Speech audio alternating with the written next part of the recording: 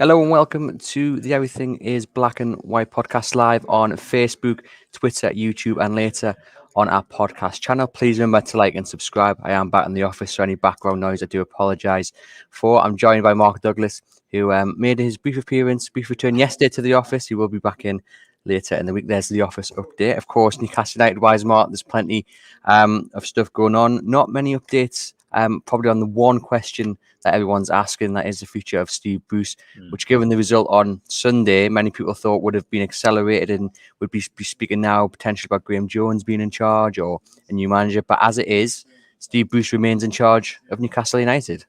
Yeah, and planning for Crystal Palace by all accounts. I think as of yesterday morning, hadn't spoken to the board, so his attitude is, I'll keep planning for the weekend. I think where it's awkward is that I think all parties know that this isn't a long-term solution. I think everybody knows that this isn't going to be Steve Bruce taking the club through to January, getting the chance for a January transfer window. That's inconceivable. I think everybody knows in the board that it's time for a change. I think Steve Bruce himself, especially from the way he was talking last weekend, knows that it's only a matter of time. But it is about timing now. And I understand why a lot of fans are getting frustrated and sort of questioning what's going on, because it feels like if that's the situation, he's not going to get a long term. He's not going to get the long term at Newcastle. Why is he getting the short term? Because obviously on Saturday, the performance was poor. Apart from the first 10 minutes, they've not won a game yet this season. All sorts of issues, I think, around him staying on when his authority is being eroded. The press conference last weekend, I think, told you a lot about kind of where his relations are with the media. I think everybody sort of knows he's going to go. The big question is when it's going to happen. So my information is that at the moment, very much the attitude from the side of the consortium. And I think in some ways this is quite a good thing, because they are going to have to get used to a lot of background noise at Newcastle United. It's not just the fans. It's also everything that's going on around this takeover. I kind of said yesterday it was a tornado. And it is, it's a tornado. Everything is going in the mix. You've got that extraordinary Premier League meeting yesterday, which was, absolutely probably the biggest story of the day. Not for Newcastle fans because they want to know about Steve Bruce. But you've got all these links. You've got Wayne Rooney, you've got Paulo Fonseca, you've got Eddie Howe. All these things kind of in the mix, and their attitude is, look, we know what football dictates is that you make a quick decision and that you do things. They're saying, we're not going to do things the way that football wants us to do it. We're going to make a decision that is the right one long term. We're not going to make a short-term decision that we have to reverse in 3 months or 4 months. We're going to make a decision that is going to be the right one long term. Now, against that context, there is also the fact that I think it's a little bit, I don't want to sound negative if I say chaotic behind the scenes, but there's definitely an element of everybody is jostling to find out where exactly they are. We saw that thing about the Premier League meeting. Lee Charnley was there on last week when that Premier League meeting, and he actually read out, at the start of this week, and he actually read out the club's legal advice. Now, Lee Charnley, again, another one who's probably not going to be there long term, but medium term he is there. And I think that is kind of typical of what's going on behind the scenes. Look, they need football experience in there. They need somebody who knows the ropes really around Newcastle, so they've kept Lee Charnley on. But ideally, we'd have liked a clean break with that past and to move on. But it's an example, I think, of maybe some of the issues behind the scenes, that everybody's kind of working out their place in this. It's happened at such breakneck speed. To expect them to come in with a ready-made plan and exactly what they were going to do is difficult. They had that last summer. They knew what they were going to do last summer. They knew what they were going to do the summer before. Even in January, they had a plan. We're going to come in and we'll do this. Unfortunately, I think it's taken them as much as it did us by surprise, the speed with which has happened.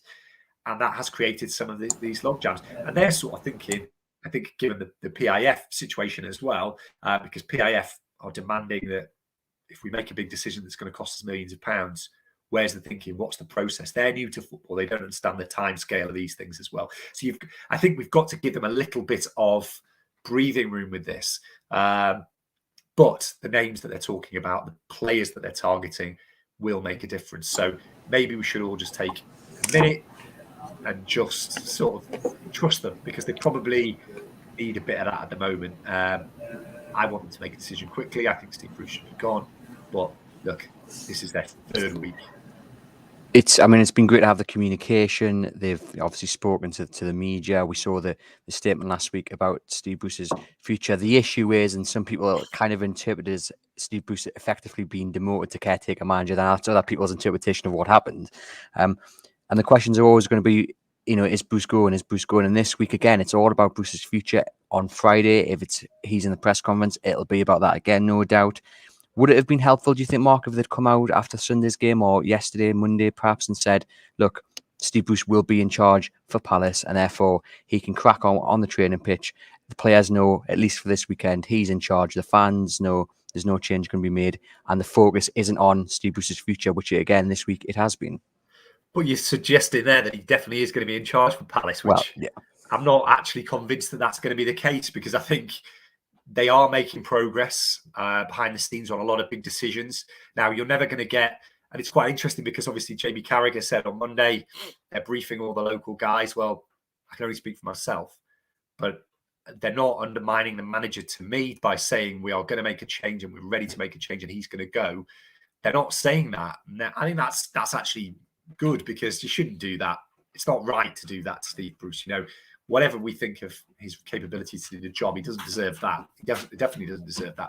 But I think, you can't assume that he's going to be in the job. You can't assume that he's going to be in the job going into Palace, because it's only Wednesday today, and there is definitely a chance that he might not be in the job, and there might be somebody else ready to go. And it, that's kind of where we stand at the moment. It's a timing thing rather than necessarily what is going to happen. I think that's the difficulty here, and that's why you're getting football people at the start of the week in Neville and Carragher saying it's a disgrace, get rid of him if you're going to get rid of him. Well, football isn't like another job. If it happened to me, I would feel like, yes, that is, but he's on a multi-million-pound payoff. He knows the game. Steve McLaren took training for 4 days when he knew that Rafa Benitez was coming in.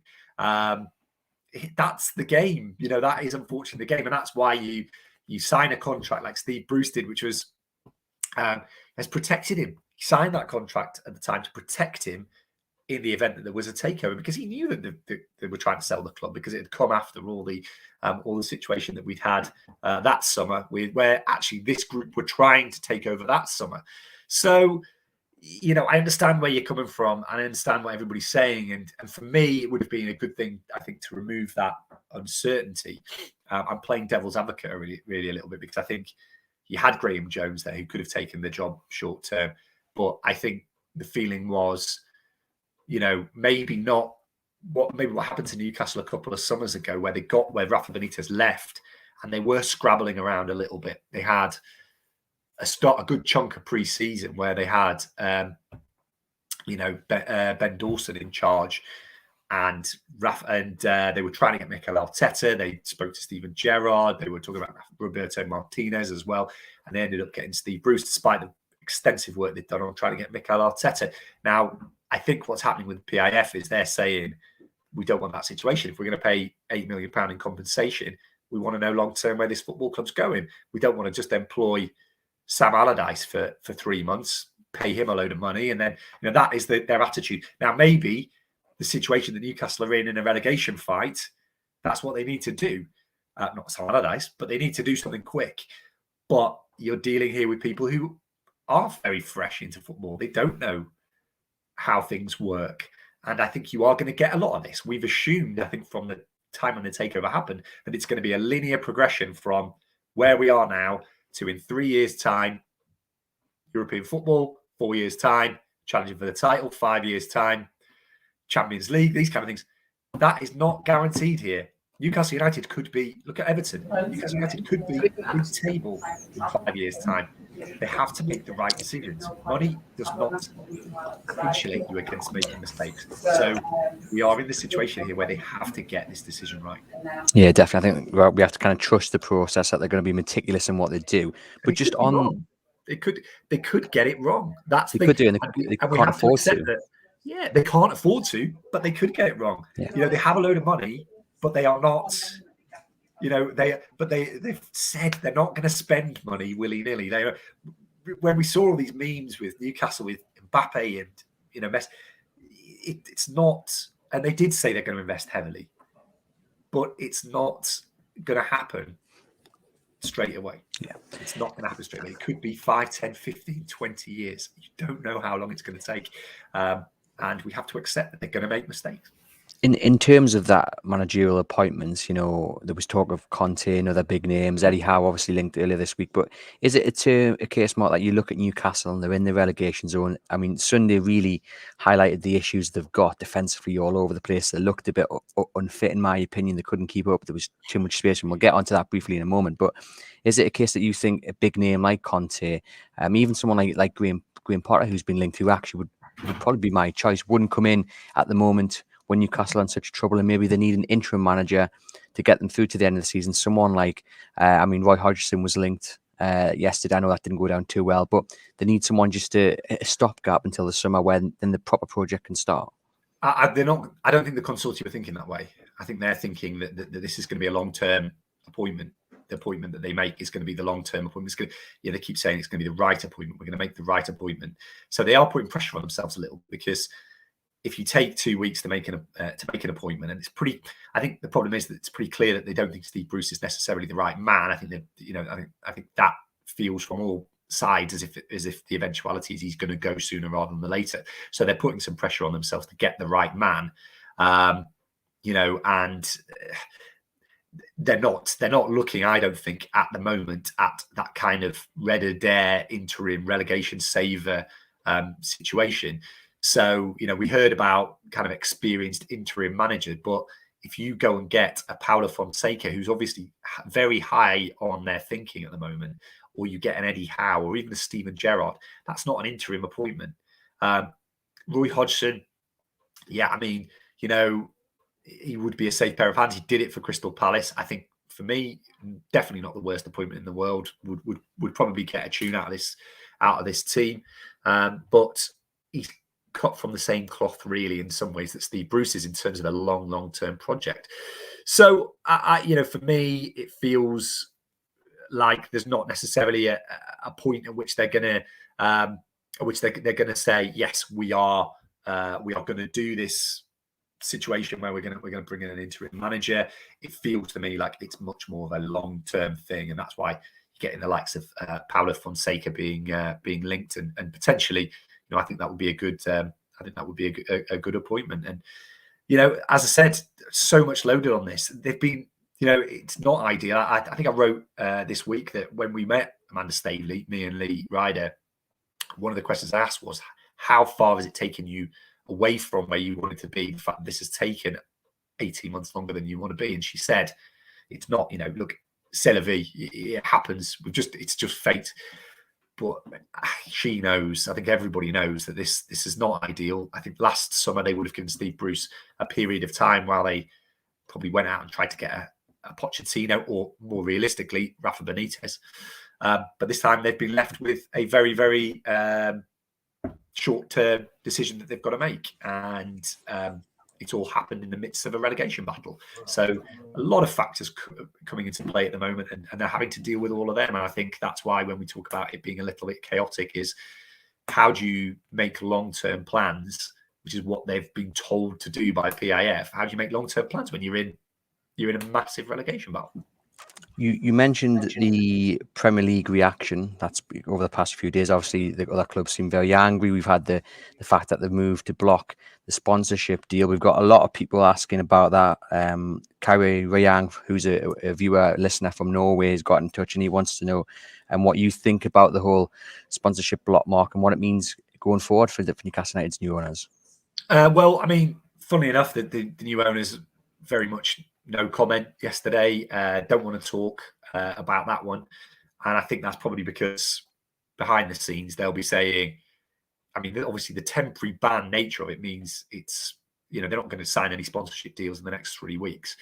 I think it's utterly hypocritical. I totally understand why concerns would be raised about the fact that the Saudi PIF are now part of the Premier League, because there's a huge amount of issues around that, which I think You know, I certainly have felt conflicted about the idea of Saudi money at Newcastle United, while there are so many issues around human rights. I know a lot of fans aren't conflicted at all.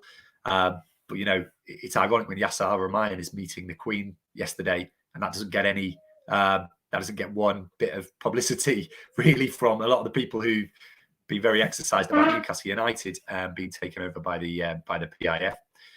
But what I find incredibly hypocritical is the fact that they're all acting with self-interest in this situation. You know, Newcastle United have had a sponsorship deal with Sports Direct for years that has undercut the valuation that they could have had from sponsorship and has depressed their commercial revenue massively. Yet that was not a problem. What they are worried about is the Saudi Airways or Aramco or something else, or Neon 2030 sponsoring Newcastle United shirts and doing it at a valuation that is higher than the market value. Now, I would argue that actually, yes, that is a fair, valid point, but we are past that point. We are past that point because we have Man City having done it. We have Leicester having done it. Said Newcastle have done it previously with Sports Direct. So it's rank hypocrisy, and it's very much looking after, you know, trying to block the idea that Newcastle United could be a competitor for the Champions League spots. Newcastle are going to have to get used to this. And I think they, you know, I was told on the day that the takeover went through, there were Premier League chairmen who were, you know, absolutely apoplectic about the fact that it had gone through. But as it's turned out, yes, and they are looking to actually do things that stop Newcastle from becoming competitive. So it's very poor. It's something I think we're going to have to get used to.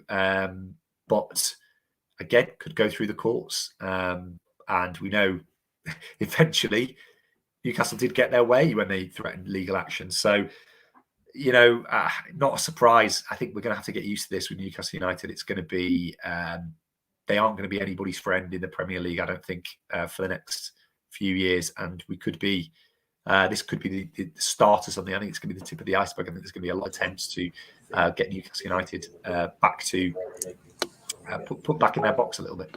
I mean, a lot of people are asking, do you think there'll be more to come from the other 19 clubs and other attempts to, like you say, maybe get Newcastle back in the box a little bit? So you maybe you do, so. yeah. I think so, yeah. I think you'll find this is another thing they've got to worry about is when it comes to the transfer market, the January transfer market, when they're trying to buy players. I've already heard agents talking about the Newcastle premium for January, adding 10, 20% to what they're going to ask for. So, you know, there are other ways in which they can squeeze Newcastle United's competitiveness, but long-term money talks. And I would think that if they get the right people involved, they get the right football people involved, then it becomes immaterial. Teams, agents, players will want to come and play for Newcastle United if they're offering the right money and the project's right. But it's going to be a rocky road. You know, look, I'd rather have. I've said this to you. How many times have we sat on this podcast and been depressed about the fact that there's nothing to talk about? And look, there's no hope because nothing's going to happen that's positive. It's not going to all be positive with this takeover. 100%. I think there's going to be bumps along the way. There's going to be problems. There's going to be things that annoy people. But we are in a land where we can talk about opportunities. We can talk about hope again. We can actually talk about the Premier League trying to stop Newcastle United from being a force. I think that's a positive. I mean, that's a positive that we're in that situation. But I think we all need to not get carried away. We've had 2 weeks, because it was actually only 2 weeks ago that the beIN Sport was blocked. It's 2 weeks. We weren't going to expect things to happen quickly. And I think maybe everybody just needs to take a deep breath. This is a very, very long-term project. And, what I've experienced and what I've heard that's happened in the last 2 weeks, it was what I expected. Crazy 2 weeks. And it's probably going to be that way for a few more weeks. Sunday, Mark, I mean, the atmosphere.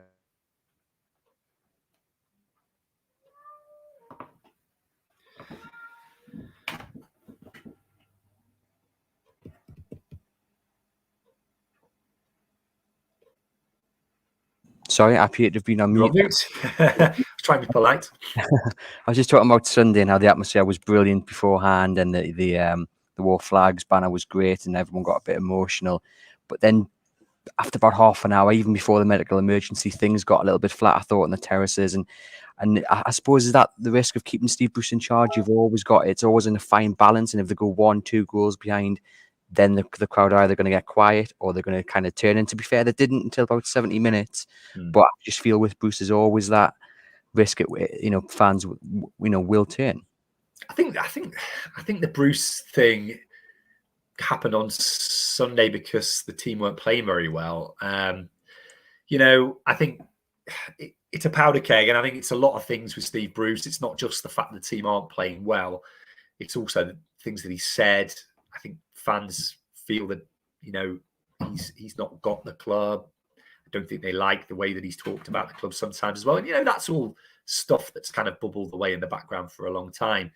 The atmosphere, I thought, on Sunday was electric for sort of 10 minutes before the game. It was absolutely insane. I've never known the buzz around the stadium that there was on Sunday. Some of it, I just want people to stop dressing up in the way that they did on Sunday. I know, some people have defended it and said it's. I just feel like it's distasteful, and let's not sort of go down that route, in my opinion. But that's another thing. I think the problem with Sunday is it wasn't Steve Bruce; it was just the limitations of the team, and I feel that it's been underinvested in this summer, and it is a bottom third of the league team. But I feel there's more to come from it. I feel like they could be better than they are. There's still talent in there. Defensively, they were really poor. There just doesn't seem to be any shape there at the moment. There was so much space for Tottenham to exploit when they started moving forward. Defensively, Kieran Clark and Jamal Lascelles didn't have their best day. We know that they can defend. Steve Bruce inherited a team from Rafa Benitez that had the same defenders in it and defended really well and looked better prepared. But my big problem with Steve Bruce has always been you compare him to his predecessor, and the attention to detail is just not there. They're not as well prepared for games. They're not as, like you said, fitness for me. They're tired at times, but they're also they're all over the place. They're all over the place. And I know he keeps saying, well, I've tried to make them more open to play. Well, yeah, they score a few more goals, but it's not a linear choice between anti-football and what they're doing at the moment. There's a way in between. Other teams probably have less players who aren't as good, but are performing better. So don't give me that. Do you think Steve Bruce believes he can actually lead this club forward? Do you think he is well aware that when they get to a decision, he'll be out? Because it was a bit worrying to hear him say Newcastle too easy to concede goals, and that's been a problem for a long while now. Was what he said, and it's like, well, at what point do we see an improvement there? And if it was an audition for him to be in charge for the next few weeks, it didn't go very well at all. Do you believe that he believes he can be the man to take Newcastle forward? Yeah, well, all managers kind of believe that they can do it. That's the nature of it, and he's a man who's been in football for a hell of a long time. So he will believe that, look, get me to January, get some new players in, and I'm the man to take you forward. And he will believe week in, week out that he can lead the team. He will sort of turn around and say, well, Tottenham have been a top 6 team for how many years, and we've been a bottom 7 team for how many years, and it was always going to happen. We got points from them last season, but they do beat us most weeks, and most times they play us. And I think that's probably where he is. What you'd like to think is that there could be some improvement in performance, and I think what we've seen from Newcastle this year is pretty mediocre start. It got worse. They had those 3 performances, back-to-back Leeds, Watford, and then what came after Watford? I've forgotten. They had 3 games, didn't they? I've forgotten who it was. It was, Watford. Anyway, they had the 2-3 games where they played a bit better. Then it's gone downhill again, and it's been a bit of a run, hasn't it? They won 7-37 or something like that, and 2 of those against relegated teams. So, I think we know what Steve Bruce can do now. I understand that people outside of Newcastle turn around and say, he needs to get a chance and this, that, and the other. But I think, it's pretty clear to me what he can do at Newcastle United. And I don't think it's probably what they need quite right now. We'll finish with a couple of questions then from listeners and viewers over on Twitter, and some people who dropped them over on email. Let's talk about our director of football, Mark, and how important that's going to be. Ralph Ragnick has been linked also to the manager's job as well. Yeah. Do you think in many ways maybe that appointment's got to come before changing manager? I think, yeah, I personally think, I don't get the impression that that's necessarily the appointment that they're going to make first, but I think it probably should be, because those two things should go together. I know Ralph Ragnick really keen on the job, speaking to people around him, thinks that he can get the team into Champions League contention in 3 years if he's allowed to build in the way that he believes he could build. Got a great track record, brilliant CV, fascinating bloke, loved in the game, loved by people who've worked with him. But I don't think they're looking at him. That doesn't seem to be. There's been no contact, as far as I know, as of kind of the start of this week. And I did see quite well-informed articles saying that they're not interested. So, I know he had been talked about. He was somebody that they kind of, that had been talked about by elements of the consortium, but it seems like that was maybe not going to happen. Enrique, I gather that there's rumours. I think that they have talked to him as well. So I think that was an interesting one. They seem to be looking all over Europe for that one, but casting their net very wide. I mean, obviously, bear in mind some of these links are from 18 months ago or 12 months ago, because they were very much ready to go with a director of football appointment then. The game's changed, things have changed a little bit since then. So will they? Are they going to? Have they got somebody ready to go? I think probably not. I think the manager they're much closer to, but we will see. We will see. But I think for me, sky's the limit with that appointment. Yeah, and it's a very crucial one. Chris Stewart asks about January, Mark, and basically saying if Newcastle are still in the relegation zone, do you think that'll change the plans of the new owners? Will they have to spend differently? I suppose for a start, they'll have to track different type of players, because you're not even going to get, I suppose, the second level of players really joining a side that are in a relegation battle. So how do you see January weighing up if they are indeed in that relegation zone? It's very early days with January. Obviously, it's going to depend on manager. It's going to depend on the director of football. I don't think there'll definitely be money to spend there, and I think they'll be active in the January transfer market. James Tarkowski, good, really, for me, a very, very good target, a target that makes sense, and that'll be the kind of player that I think they'll go for. Jesse Lingard, I think, will be somebody they'll look at as well. All of these targets, who they need improvement quickly, and they'll need Premier League ready players. So I think they'll have those targets lined up very, very early. Will they spend more than they would have done? Well, I mean, they were talking about 50 million every transfer window. That was what they were talking about last summer. I think they'll probably have to spend a bit more than that if they're going to improve the team as they want to. But they've got to do it within FFP, and I don't think they want to spend all the money that they have, all the wiggle room that they've got. I don't think they want to spend all that money straight away. So we'll see. And just, I suppose we'll mention the fact that the Reuben Foundation have promised to match all the donations from home games to the food bank. So over 8,000 was raised just to the food bank on the Spurs game, and that'll be doubled by the Reuben Foundation, which is fantastic. That's just over £16,000. Which is absolutely amazing. That's around, I think, just over 3,000 families will be fed for a week.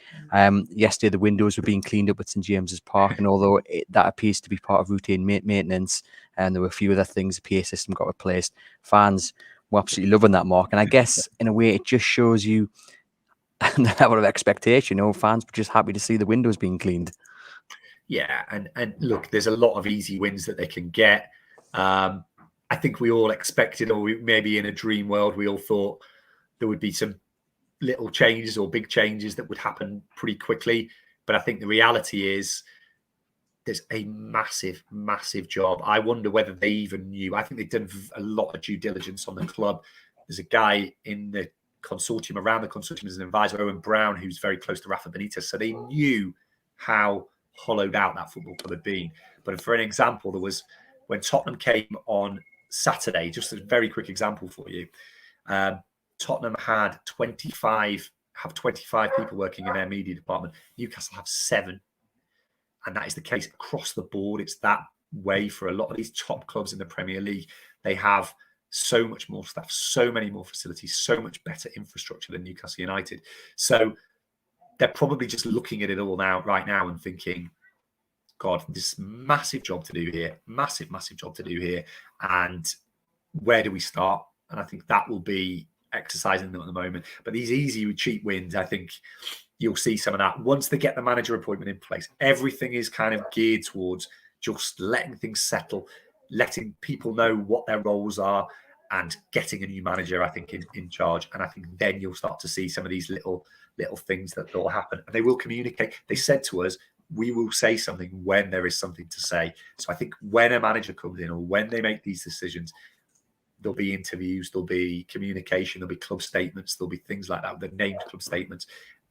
But at the moment, there isn't that because there isn't anything to say. And they obviously don't want to say something about Steve Bruce, like, for example, on Friday. They don't want to say something when it's going to compromise what they're doing. Do you think it'll be a case of one domino falls and the rest will fall? So one major decision will happen, then everything else will fall into place? Yeah, but I think it's going to be a longer term process. I think the manager comes in and then they have to make a decision.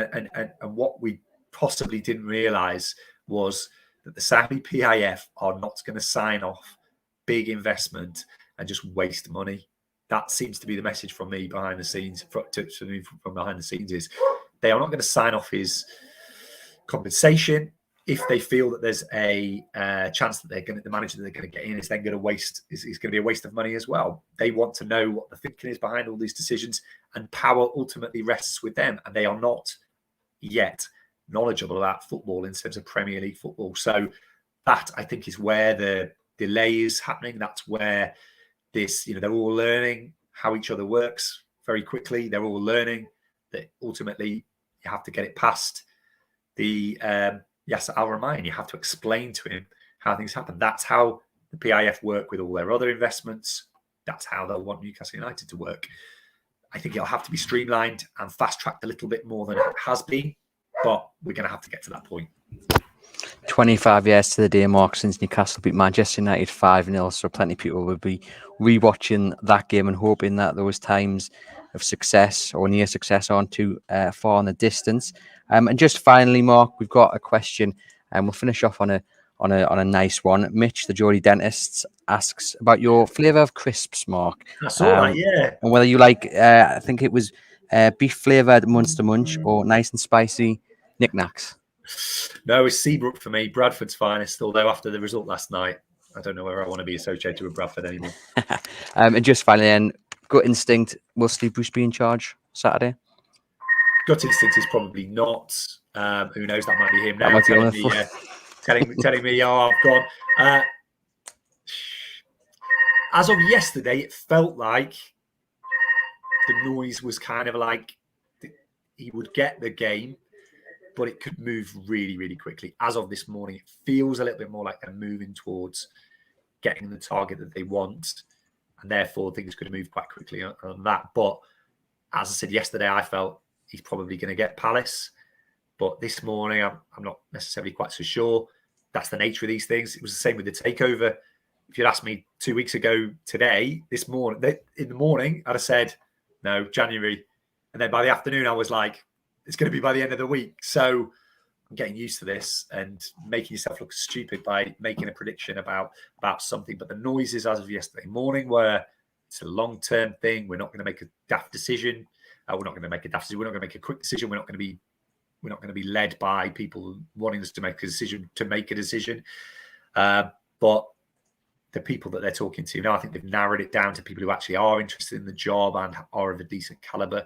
But of course, they've got to do all this while they've still got a manager in place. So they've got to be very, very careful. I think they've got to be very careful about what they say, about what information gets out there, about how they do it.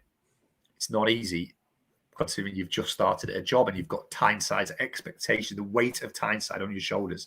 So, interesting. As I said to you earlier, look, it's positive, it's exciting, it's good to be talking about things that actually will happen. And then if they make an appointment, they will start to do other things, as opposed to if it was Ashley, we'd just be saying he's going to get next week, and then he's going to get next week, and they're going to have to be set 9 points in the relegation zone for them even to think about making a change. And then when they do make a change, it'll probably be Graham Jones until January. And then no, I think it's going to be something definitive and positive moving forward when they make that change. Fantastic. Well, Mark, thank you for joining us on the Everything is Black and White podcast. To you guys watching and listening, please remember to like and subscribe through whichever platform you are joining us from. And head over to chroniclelive.co.uk where we will keep you updated with all the latest on Steve Bruce and Newcastle United. Thanks for tuning in and enjoy the rest of your week.